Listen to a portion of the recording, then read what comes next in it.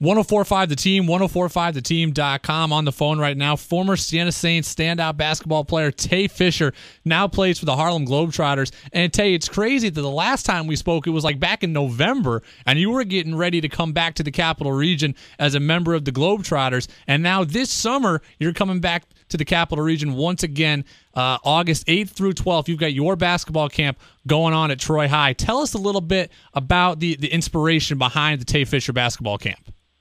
Well, my basketball camp is, it's great. In my opinion, what I strive on is for kids to have fun and to learn. And, playing with the Harlem Globetrotters, that's what I've been all about. This is my 12th year doing my basketball camp. It started in Kingston High, where I'm originally from, and it expanded to Saratoga, and then now it's at Troy High. So, I've always been that type of person that loved to just play basketball, have fun, and work hard at the same time. So there's nothing better than being able to have it at Troy High and give kids the opportunity to spend some time with me for a whole week, 5 hours each day, and, just talk about everything, have fun, and enjoy the staff members that I have that's included as well. Yeah, the camp runs from 9 a.m. to 2 p.m. I got to ask this, how much fundamental basketball is being taught, how much basketball with a flair is being taught, and how much do the kids just want to see you do some of the crazy stunts that the Globetrotters do?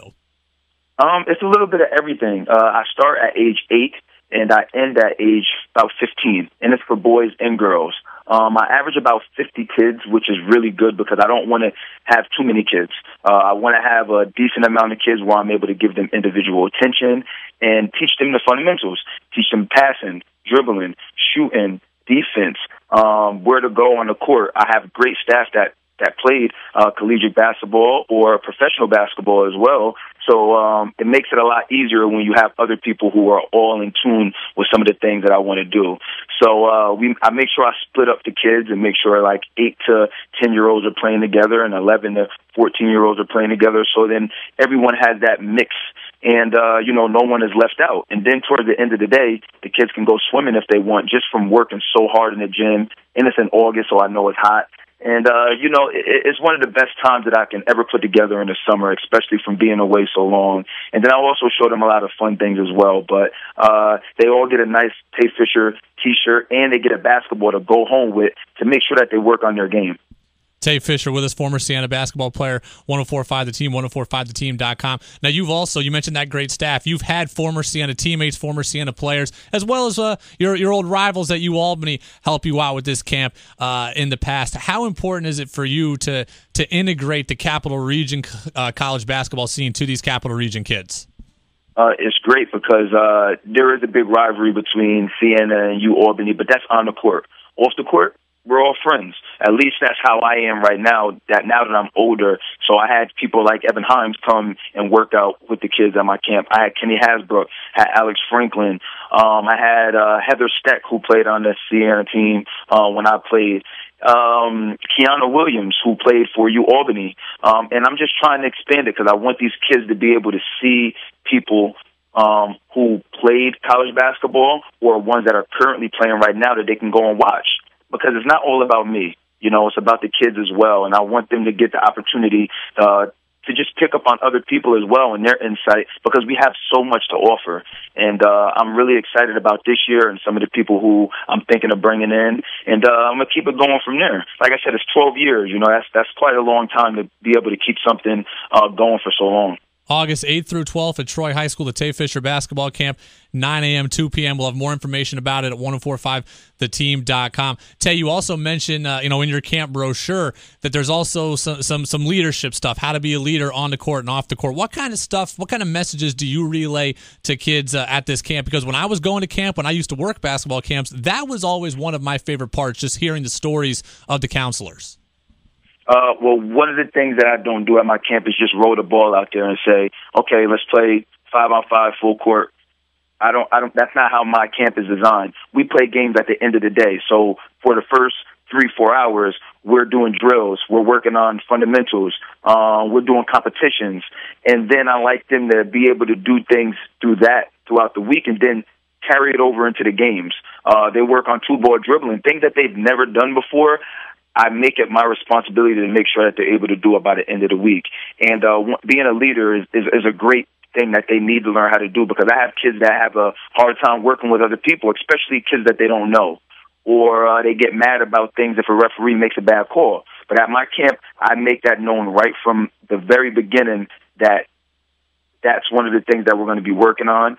And I promise you, by the end of the week, they are better at that, because I want that to carry over until they get to AAU or play for their school team or play with their friends. And that's what it's all about. It's about creating memories and doing things at camp that's going to last outside of that full week of camp that I have once a year. Tay Fisher with us, 104.5 The Team, 104.5theteam.com. Tay Fisher basketball camp coming to Capital Region August 8th through 12th. Tay, you're with the Harlem Globetrotters. Globetrotters season, you're going to be wrapping up next week. Are you ready for it to end? I mean, can you ever get enough basketball? Because the travel, the competition, the long days, it's never ending, isn't it? It is never ending, but I am ready for it to end so I can get a little break. I love what I do. Been doing it for 7 years. Been to 55-plus countries. At least 30 of them I've been to more than once. And but sometimes you need to get away and just relax and then come back to it fresh. I've been on the road since December 26th. You know, we left on Christmas morning, so our first game was the next day after Christmas. And, you know, we've been working so hard, playing every single day, traveling around the world. It's time to come home for a little bit, get refreshed, and then get back out there with the team and then do it back over again. And I love what I do. When you love what you do, you can never get tired of it. But there is a time where you need to just take a step back, look at everything, get back to my community, see people who've been supporting me so much, and then get back out there and continue to do it. You know, when we talked earlier in November, you mentioned Meadowlark Lemon and the effect that he's had on you and the Globetrotters and just that kind of style of basketball. Well, he passed away in December. What did that loss, you know, how did that affect you as a member of the Globetrotters family? It affected us a lot, especially me, because, you know, the Globetrotters have been around for 90 years, and when you talk to people who used to watch the Globetrotters back in the 60s, they remember people like Curly Neal and Meadowlark Lemon. Those are the two people you hear about the most. You know, losing him is a big loss, not only to the Globetrotters, but to basketball in general.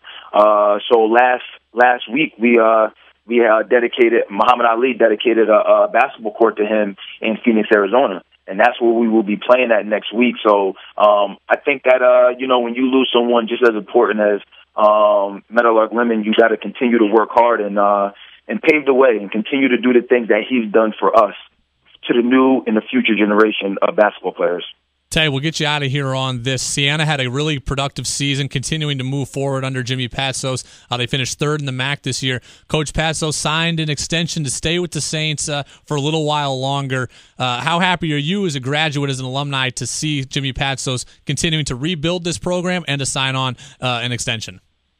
I'm really excited because he's a great guy and a great coach. He had a great year. He's doing better than people expected. And you know what? Expectations for Siena is really high, especially after we had those nice runs at Siena with Coach McCaffrey. And he's doing a good job stepping in, bringing in some young players, finishing third in the MAC last year. I mean, obviously you want to be first, but we're going to continue to work until we get that. And, you know, he's always reaching out to me, always wants me to come by and speak to the kids at camp, always checking to see how I'm doing.